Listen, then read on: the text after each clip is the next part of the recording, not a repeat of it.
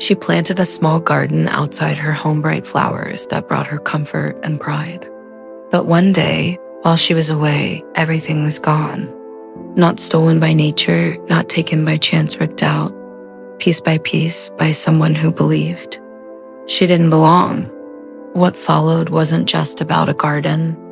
It became a fight over race, power, and dignity in her own neighborhood. And when the truth finally came to light, it left everyone asking, how far will some go to erase another person's voice? Emma loved her garden. Every morning before work, she'd step outside to water the flowers she had planted with care-bright marigolds, fresh basil, and small vines climbing gently up the fence. To her, it wasn't just soil and seeds. It was a piece of home, a reminder of her grandmother's teachings, and a quiet space where she felt at peace in a neighborhood that didn't always feel welcoming. Life had its challenges, but Emma poured her energy into creating beauty where others saw nothing but empty dirt. Neighbors often walked by without a word, some even with looks that lingered longer than they should have. But she brushed it off, telling herself that her garden was her own small world, a place she controlled, a place she belonged. Still, there was one thing she couldn't ignore. The HOA president, known for nitpicking, for complaining, and for watching too closely. Sometimes Emma would catch her standing at the edge of the yard, arms folded, eyes narrowed, as if the flowers themselves were breaking some unspoken rule.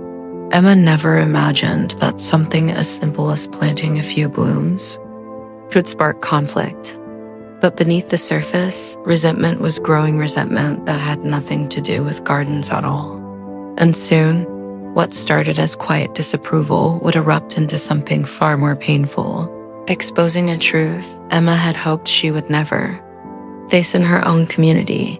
The first sign that something was wrong came on a Saturday morning. Emma stepped outside with her watering can and froze. The marigolds she'd tended for weeks were gone, roots yanked from the soil, stems broken, dirt scattered like a battlefield. At first, she thought maybe it was kids playing a cruel prank. But as she scanned the yard, she saw it wasn't just the flowers. Every single plant had been ripped out. Her garden, her sanctuary, erased overnight. Confused and shaken, she looked around the neighborhood. Curtains shifted in nearby windows, faces quickly turning away. No one came over to explain. No one offered help, just silence. And then folded, neatly on her porch, a letter from the HOA. In cold, clipped words, it declared her garden unauthorized and demanded immediate removal of non-compliant landscaping. But the garden was already gone. That night, Emma played the moments in her head. She remembered the lingering stares, the whispered conversations that went quiet when she passed, the way the HOA president's eyes had followed her every move. It wasn't about the rules. It was about her, about what she represented. The next day, she tried to reach out. She knocked on a neighbor's door, hoping someone might at least admit they saw what happened. But the answers came sharp and short. Didn't see anything, wasn't home, can't get involved. Doors closed faster than they opened. It wasn't just isolation, it was avoidance.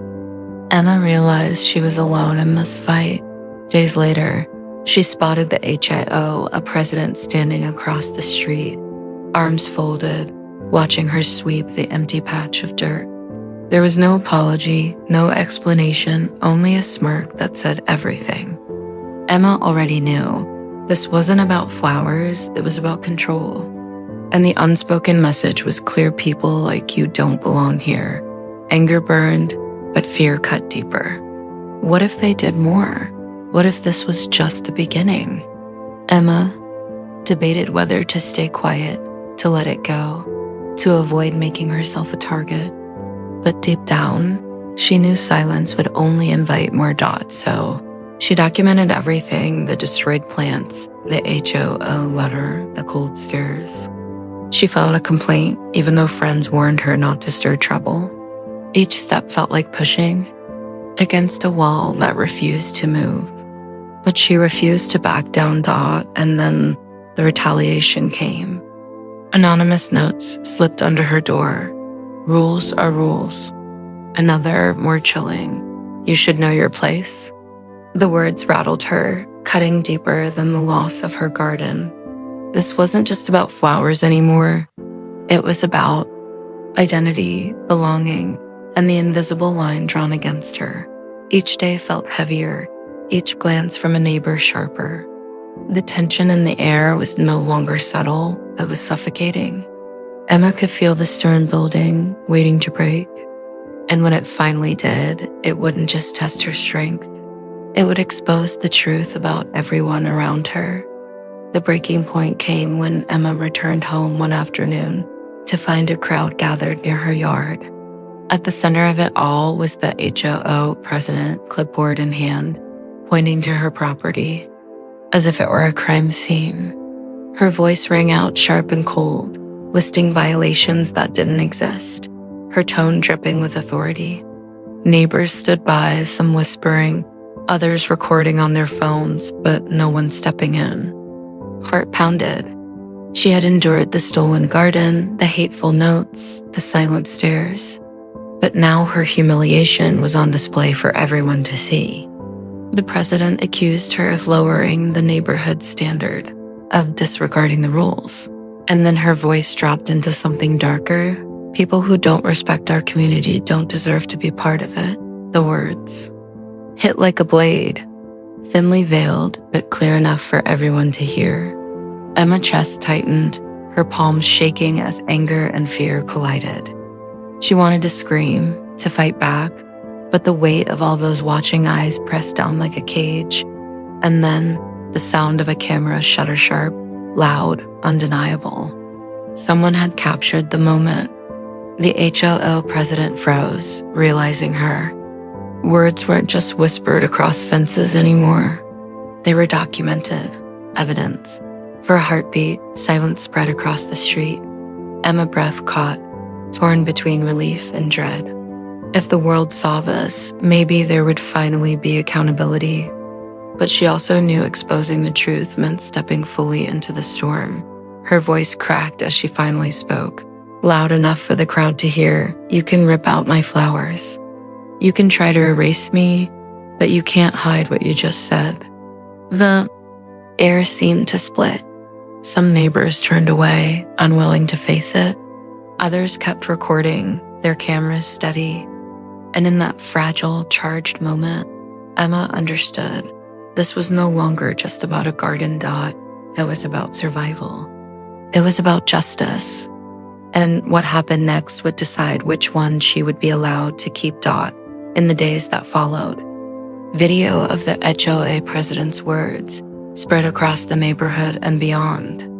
What was once whispered behind closed doors was now undeniable, captured and shared for everyone to see. Complaints poured in, investigations were launched, and eventually, a state fine arrived in the mail, proof that accountability, however small, could still find its way through the cracks. For Emma, the garden was gone, but something deeper had taken root. She had stood her ground, refused to be erased, and in doing so, revealed a truth many preferred to ignore. The humiliation and fear didn't disappear overnight, but neither did the courage she discovered in herself. Her story became more than flowers pulled from the soil. It became a mirror reflecting the silent struggles countless others face in their own communities, and that is the weight of racism. It doesn't always come dressed as violence in the streets. Sometimes it hides behind rules, paperwork, and standards. Sometimes it's a smile in public and a smirk in private. But its impact is just as real, shrinking lives, silencing voices, and reminding people of the invisible lines drawn around them. Emma's fight was about a garden, but gardens grow back. The question is, how many more lives must be torn apart before dignity and belonging are treated as rights, not privileges? This wasn't just her story. It's the story of neighborhoods across the country where silence protects injustice And where one voice can still make a crack in the wall. So now the question turns to us when the next story unfolds. Will we look away, or will we finally choose to stand, to speak, and to make sure no one is left fighting alone?